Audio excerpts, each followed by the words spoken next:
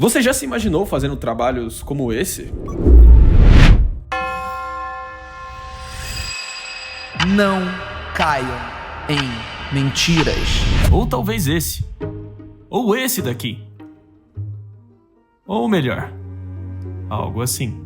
Minutos, dias, semanas, anos se passa e você continua aí, no mesmo lugar.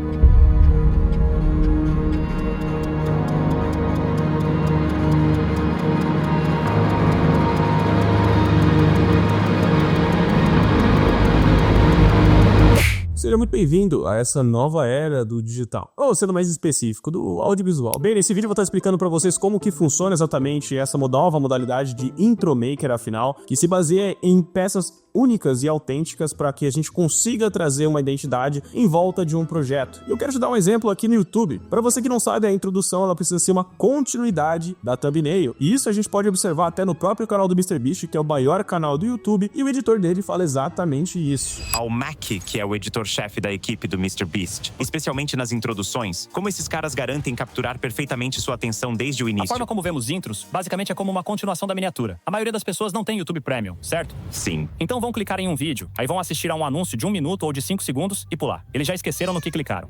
Quando posicionamos uma boa identidade, uma boa thumbnail, vídeos com uma boa linha editorial e principalmente vídeos com introduções que possam cativar o público e levantar a expectativa, nós desenvolvemos o que chamamos de Design System, que é basicamente uma estrutura que rodeia em volta daquela personalidade que está sendo trabalhada. Pois querendo ou não, o seu trabalho está diretamente associado à história daquela personalidade. E o seu trabalho vai ditar ou não se aquela história é relevante. Com isso resumido, eu vou falar mais especificadamente do intro maker e por que as introduções elas são tão importantes nesse contexto a longo prazo. Então fica ligado. Bom, se recapitularmos a história de qualquer produção, seja um filme em que assistimos, seja uma série principalmente, cada projeto tem sua abertura, para então o triunfo do opening tile, para enfatizar o início da obra que o show vai começar. A introdução não serve apenas para levantar a expectativa do público. Quando você vai assistir uma série na Netflix, a abertura daquela série precisa ter conexões com a capa, relacionando todos aqueles elementos que estão associados e atrelados ao enredo daquela narrativa. Isso cria-se uma atmosfera rapidamente no espectador para avaliar qual que é o sentimento que aquela obra passa, demonstrando a autenticidade daquele projeto, pois a forma que a sua introdução é feita, você já consegue expressar todas as emoções que, por exemplo, um episódio de 20 minutos passaria em uma pessoa. E vamos ser honestos que eu prefiro muito mais transmitir essas emoções em 1 minuto do que fazer um vídeo de 20 minutos picotadamente para que a pessoa então, depois de assistir os 20 minutos, possa entender de fato qual que é a profundidade em volta do seu trabalho. E esse é um dos papéis fundamentais da introdução. E bem, acho que agora você pode entender um pouco o poder que tá nas suas mãos. Assim como dizia Tio Man, com grandes poderes vem grandes responsabilidades. Eu vou dar um exemplo aqui pra vocês que foi um dos projetos que eu trabalhei, que foi o Blaze 3, por exemplo, lá no canal do Daniel Penin, que inclusive esse material vai estar dentro da Masterclass, vou mostrar ele passo a passo de como que ele foi feito. Ela foi desenvolvida ao redor de uma identidade única pra série no último episódio, porque se a gente conferir, a gente teve outros 2 vídeos que na verdade foi trabalhado de forma isolada, mas que talvez sem essa identidade estabelecida no último vídeo da série, pode ser que não tivesse toda a repercussão. Se repararmos nos demais outros vídeos da Blaze, já havia tido toda a audiência e informação sobre aquele conteúdo. Mas uma coisa que precisamos nos atentar principalmente ao fator de inovação de cada vídeo. Cada vídeo precisa transmitir uma originalidade e se destoe dos outros demais, assim como um episódio de série, sempre com novos acontecimentos para que a história ela possa continuar. Então esse foi um dos fatores que me fizeram desenvolver aquela identidade única para o último episódio da série,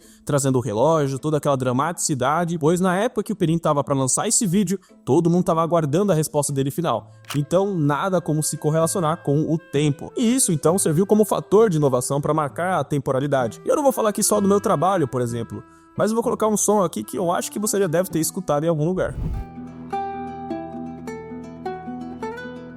Reconheceu? Essa série é bem famosa e é chamada de The Last of Us para você que ainda não assistiu. Outro grande poder da introdução é o som. Uma melodia bem encaixada pode ditar toda a ambiência que o seu visual precisa para potencializar ao máximo. Com ela, você pode sentir a tensão em uma cena de suspense, alegria em um final feliz, ou aquela motivação que te dá vontade de sair correndo na rua, achando que tá no filme do Rock Balboa. E cientificamente falando, para que a gente desperte aquela emoção de familiaridade, o som é a arma mais poderosa. E isso é apenas alguns exemplos de como que o papel do intromaker ele é tão fundamental. E bem, tudo que eu falei até aqui é apenas um resumo e um contexto de todo esse universo que engloba as introduções e as aberturas de título, onde elas são feitas diretamente com o diretor do projeto, ou posso assim dizer também o showrunner. Mas aí isso fica pro assunto de um próximo vídeo. Mas afinal, agora com tudo isso explicado, eu quero mostrar pra vocês o como que foi o projeto do Ruiter e como que a gente conseguiu fazer ele em menos de 48 horas. Com isso dito, eu separei 1 hora de bate-papo aqui com o Daniel Araújo, que foi o diretor de animação desse projeto, como também o Vaz, que foi o editor-chefe, para que a gente conseguisse realmente fazer toda essa comunicação ser possível.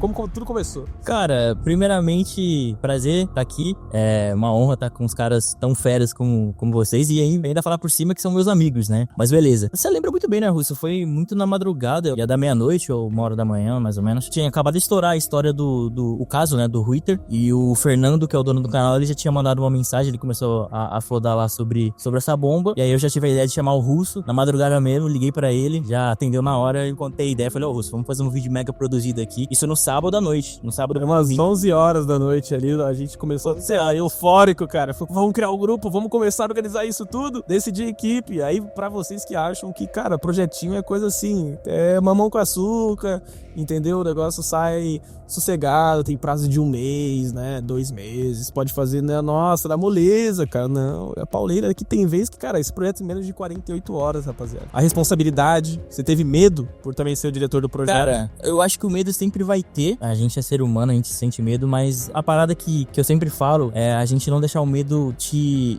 parar, né? Não te deixar estagnar. Uma coisa que eu acho que é muito importante frisar aqui é por ter você, por ter o Dan no projeto, por ter toda a rapaziada que era a nossa equipe, da equipe da FOL, eu senti uma segurança desde o início do projeto até o final, que a entrega seria feita, mesmo que foi em 48 horas, né, em pouquíssimo tempo. Acho que essa segurança me passou um pouco, acalmou o meu medo, sabe? Que isso diz muito da experiência também, né? Às vezes quando você tá começando no mercado, você deixa de lado um pouco essa questão da qualidade, que você tem que fazer tudo perfeito, porque você precisa volumar, cara. E eu tenho certeza que o Vaz, por exemplo, aqui pra ele estar onde ele tá hoje, com certeza tem mais de 100 vídeos editados, né, Vaz? Ou 100 não é nada, né? Ah, irmão. O que é 100 vídeos pra você? Então, se 100... Eu fiz as contas e é bizarro a quantidade. Eu edito muito tempo, desde 2018. E aí a quantidade de visualizações já, pô, é mais de 1 bilhão de visualizações de vídeos editados, cara. E é tipo assim, é loucura, mano. É loucura. Espero que vocês aí que estão no YouTube possam tirar de aprendizado alguma coisa também, principalmente. E vamos agora passar a bola pro nosso queridíssimo Dan, camisa 10 da animação.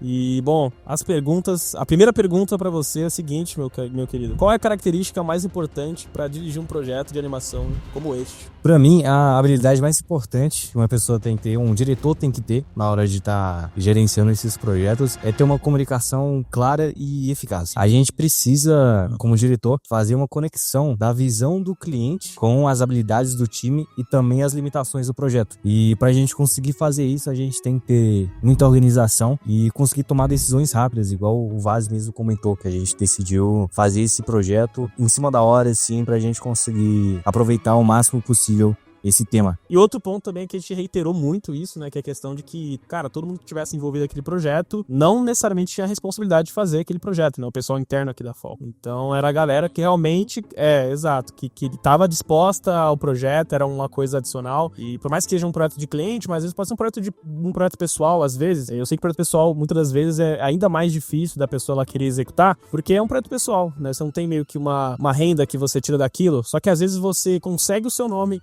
um projeto pessoal bem posicionado. Então, às vezes você faz um projeto 3D sobre, sei lá, talvez um filme que saiu, igual o Interestelar agora que vai no cinema. Faz um 3D, cara, sobre o Interestelar, faz uma animação do Interestelar que tenha referências do filme, porque é o momento agora que vai estar em alta o Interestelar nos cinemas. Isso é um projeto pessoal que você vai estar com um prazo de tempo para você entregar. Então, vamos para a próxima pergunta aqui pro nosso queridíssimo Dan. É a seguinte: qual é a parte mais complexa de um projeto, de uma animação num todo? Cara, essa é uma ótima pergunta, porque às vezes a pessoa pensa que a parte mais complexa é você estar lá executando.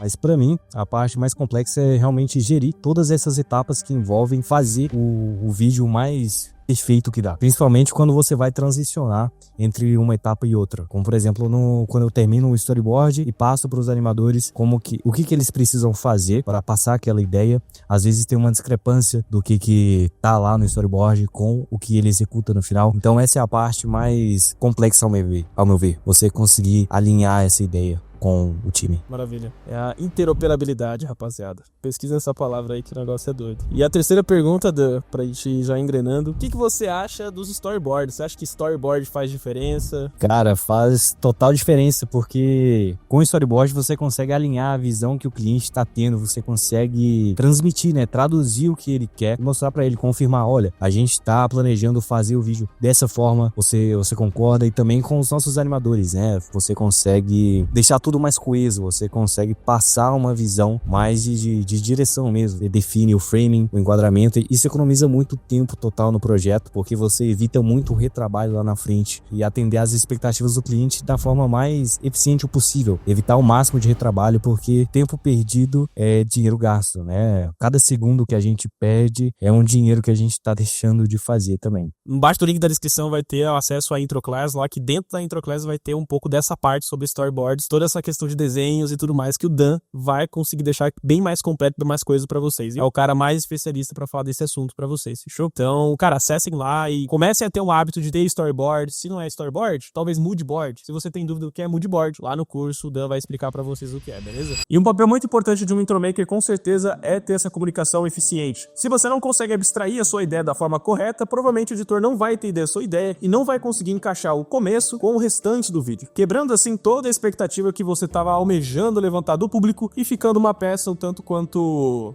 bagunçada. Assim como, por exemplo, a gente tiver numa orquestra e o maestro acabar errando alguma nota ou principalmente algum músico. O show ele não pode parar, ele tem que continuar. Então, com agilidade, a gente consegue reverter essa situação, trazendo o problema à tona e solucionando ele da forma mais rápida possível. Mas agora falando um pouco da parte técnica desse projeto em si. Todo o projeto eu começo na parte da trilhagem, onde por dentro de um software de edição, pode ser tanto o DaVinci quanto o Premiere Pro, eu começo a elaborar toda a parte da trilha sonora. Para que então a gente comece a estabelecer a atmosfera, como eu falei no começo do vídeo. Já com isso feito, a gente parte então para o software de pós-produção e o software de 3D. Como isso acaba sendo muitos processos para uma pessoa só, a gente acaba tendo todo aquele time para saber quais são os pontos fortes de cada um e saber então separar e organizar todas as testes de cada um para que a gente consiga mitigar o problema e tornar a operação muito mais eficiente. Quando você está no nível profissional, você não pode ter medo da falha, pois quando você tem medo, você aumenta muito mais as suas chances de errar. E nesses últimos 4 anos da minha própria experiência profissional, eu errei muito. Enfrentei incontáveis problemas de projeto, incontáveis problemas que não me levaram à solução e que às vezes o mais importante às vezes é você simplesmente aceitar que você não consegue resolver aquele problema,